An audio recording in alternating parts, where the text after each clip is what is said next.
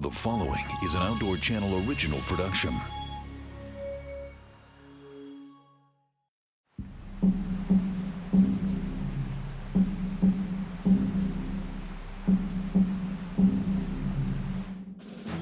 Montana, a sprawling outdoorsman's Eden with ice-covered peaks and unspoiled wilderness. Patrolling and protecting these natural resources is a first-class band of peace officers. These are the Wardens, dedicated to the preservation of the last best place. This week on Wardens. It's not posted, and we've had poaching in this drainage and yours. We don't want any cameras in because we might end up into a shouting match before it's all over. But the landowner said they'd heard a lot of shooting at night, and sure enough, it was a bull elk, and the head had been cut off. Hey, I've got a warrant for your arrest. What I need you to do, I want you to unzip your jacket, open it up for me. Okay, do you have any weapons on you?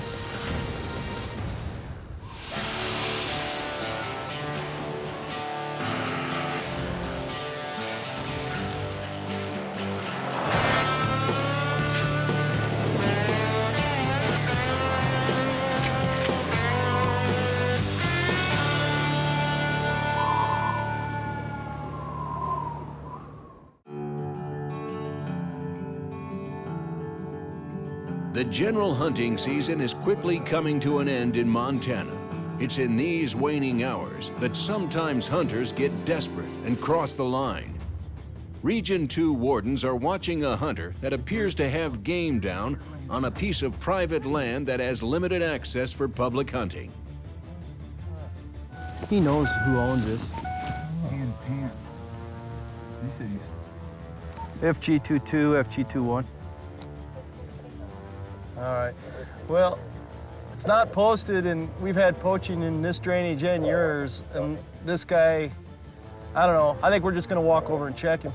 See, what makes me think there's something wrong is he's got something down and he made a phone call and he's waiting for somebody to come help him or whatever. And he's back up there. Now he's coming down the hill. Is he?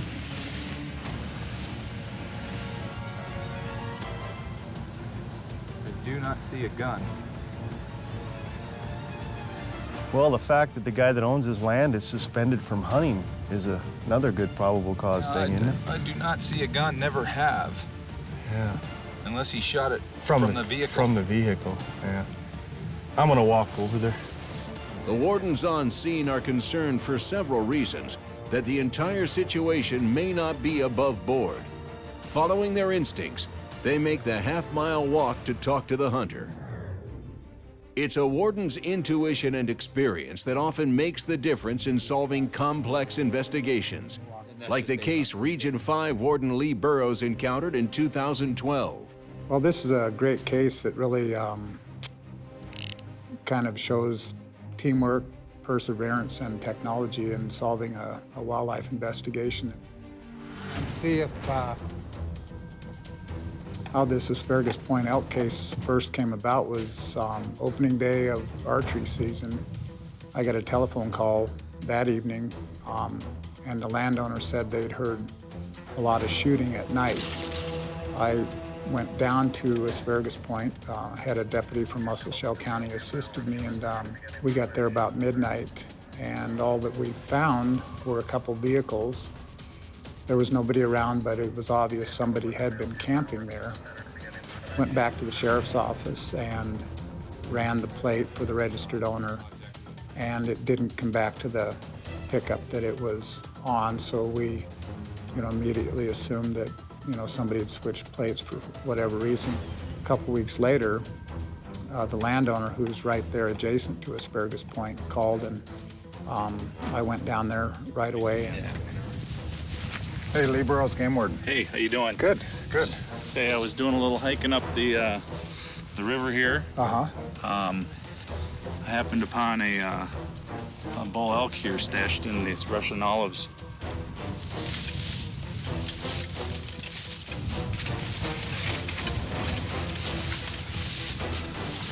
All right, well, there we have it. Yep.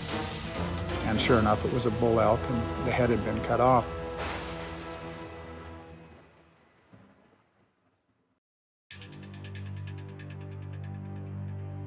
In 2012, Region 5 Warden Lee Burroughs received a call reporting suspicious gunfire at night. A few days later, a decapitated elk head was found hidden in a creek bottom. The cold trail of evidence is now several days old. I went down there and with the BLM law enforcement officer, and we found that head. And I came back to Billings. I just left it there, you know, didn't want to disturb it. I figured that, you know, somebody obviously went to the trouble to cut a head off elk and, you know, drag it 600 yards downstream and hide it. They were probably going to come back for it. So I visited with Captain Guzzi, and we decided that probably what would work best in that situation was to put a transmitter in the head and then also try and put a camera on the elk.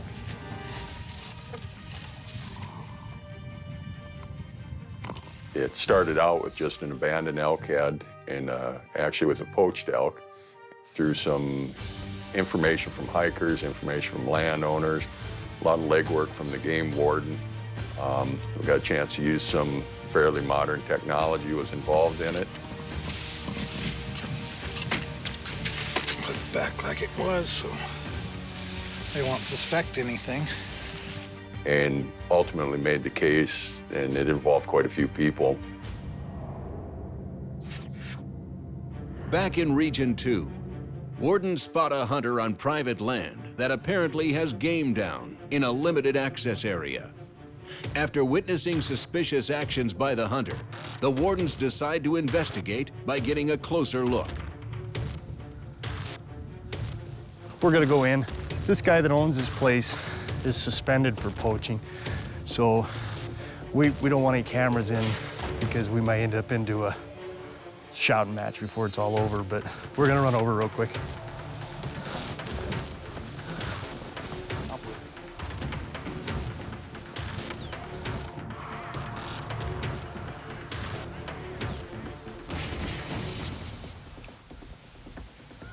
Okay, I'm Jeff. Jeff, Toby. Toby, glad to meet you. I figured Doug was one of you. Well, he's down further. You guys been hunting or? No. Hell of a bull you got. Yeah, it's a big one. Actually, whose land is this? Oh, okay. And then Okay. going over just. All right.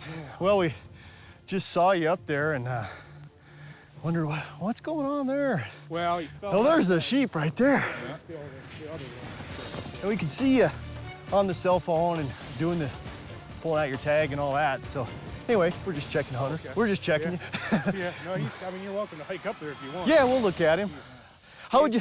I gut shot him. He was bedded on the first shot, and so.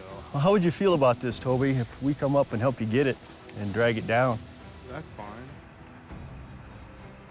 Helping the hunter retrieve the animal assists the hunter and allows the wardens a better read on the situation. Unfortunately, in 2012, wardens were piecing together a cold case with little evidence and were forced to rely on advanced technology in order to develop a lead. You know, just kept monitoring that head. That transmitter has got a unique radio frequency signal that you can hear, and so I was able to, you know, just from Highway 12, with the antenna and earphones, was able to see if that elk head was still there. And all through the big game hunting season and on into the next spring, you know, I continued to monitor that, and every few days I'd go by and see if it was there. And early in March, I went by there one day and couldn't get a reading. Shoot, I think it's gone. I walked down where I knew the elk head was and confirmed that it wasn't there, so. Well, shoot. Someone found that camera and turned it around. That gummit. Well, I guess we'll see if we got any usable footage.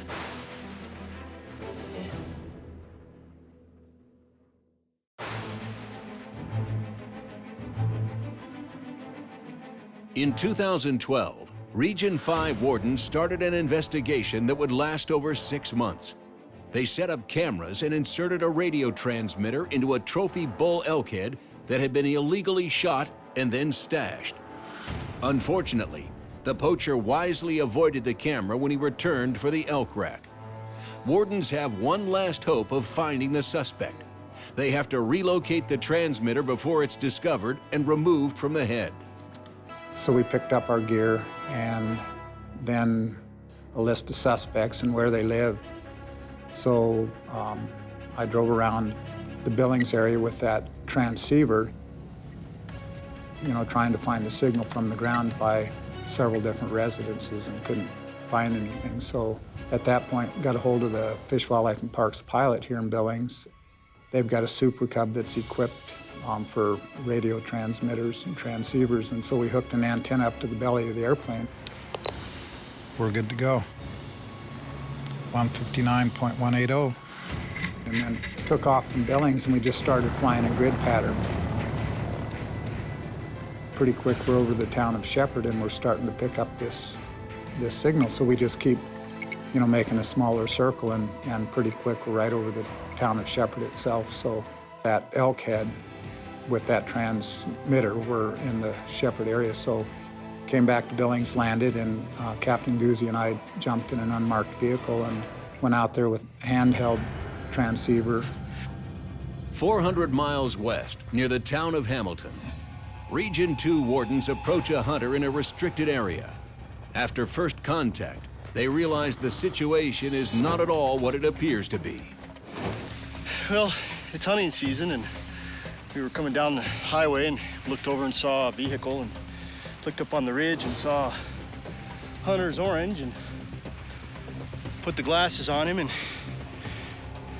I don't know, we didn't know what he was doing, but he eventually drug out some paperwork. Looked like he was tagging something. Couldn't see the animal from here. Turned out to be everything all right.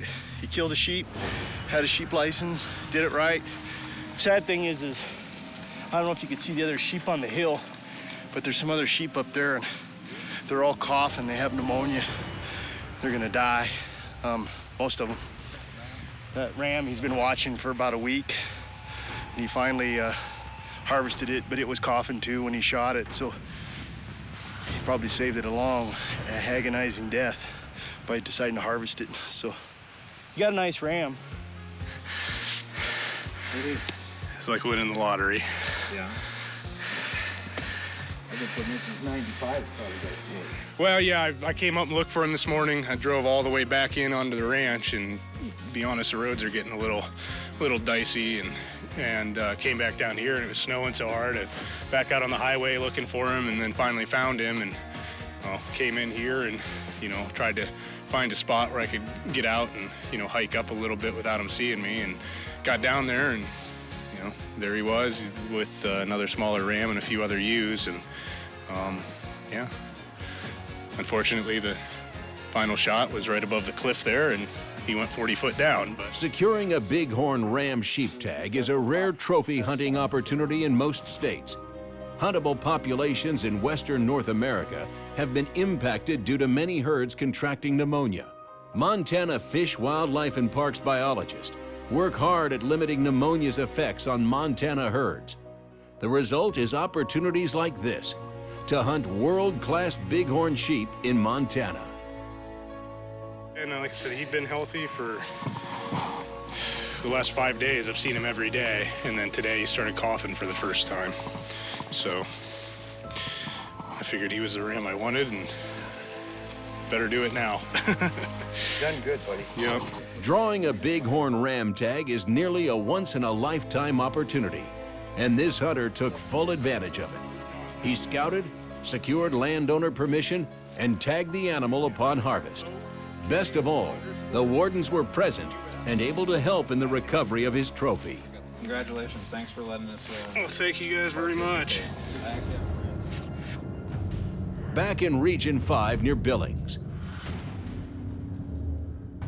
wardens have a lead on where a poached elk may have been taken, but apprehending the suspect might be dangerous.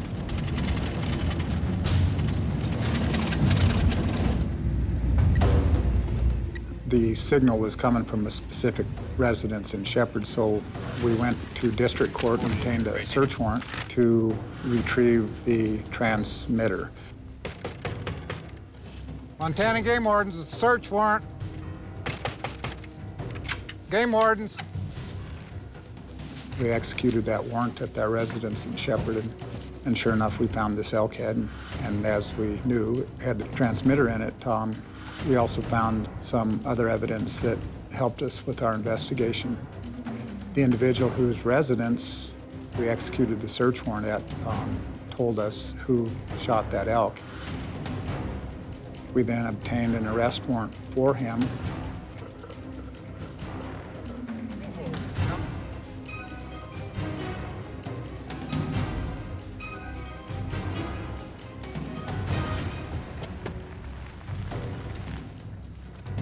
Hey, I've got a warrant for your arrest. What I need you to do, I want you to unzip your jacket, open it up for me. Okay, do you have any weapons on you?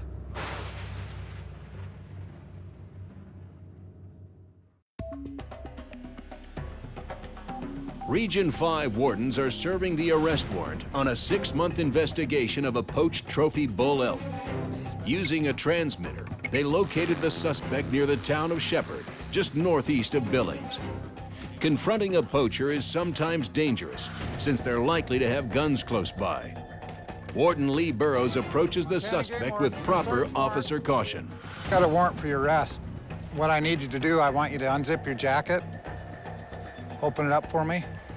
Okay, do you have any weapons on you? No, sir. Okay, I want you to turn around. And I'd like you to kneel down, Marty, please. And I want you to cross your feet. I want you to put your right foot over your ankle. There you go. Put your hands behind your back with the thumbs up. Thumbs up, okay. Lean over, look away from the sound of my voice.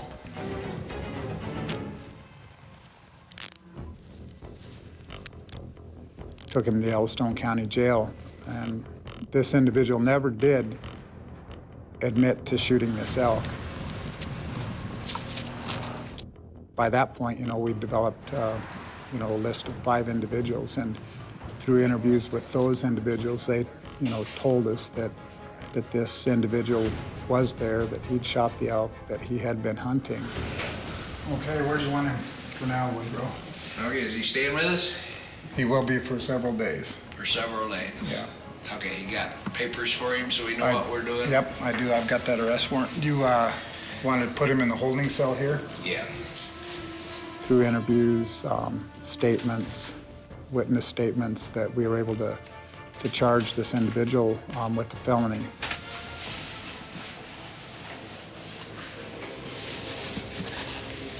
Eventually, this individual was charged with 13 counts of wildlife violations, including, hunt without a license and drive off established road, hunt without landowner permission, but there were just numerous violations. The individual who we charged with shooting that elk at Asparagus Point was unemployed, on disability, and did not have a lot of money, didn't have a lot of resources.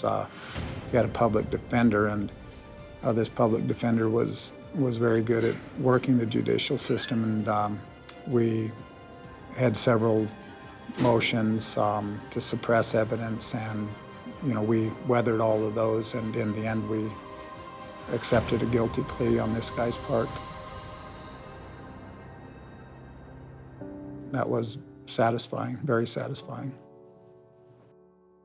Solving a case like this took dedication by the whole Region 5 enforcement team, a sacrifice wardens are willing to pay to stop the theft of Montana's wildlife.